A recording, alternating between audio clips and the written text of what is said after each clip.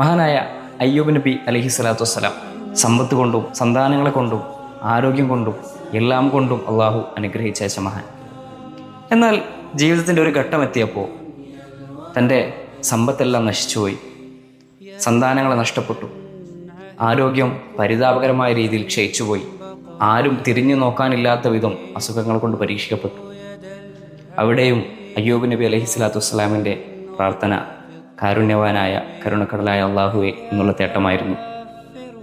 നമ്മുടെ ജീവിതവും നമുക്കിങ്ങനെ ചിട്ടപ്പെടുത്താൻ സാധിച്ചാൽ, എത്ര ഇല്ലായ്മയിലും പരിശുദ്ധനായ അള്ളാഹുവിൻ്റെ നാമത്തെ വാഴ്ത്താൻ സാധിച്ചാൽ, പിന്നീട് അയ്യൂബ് നബി അലൈഹി സ്വലാത്തു വസ്സലാം മടങ്ങി വന്ന പ്രതാപത്തിലേക്ക് നമുക്കും ഉയർന്നു പൊങ്ങാൻ സാധിക്കും.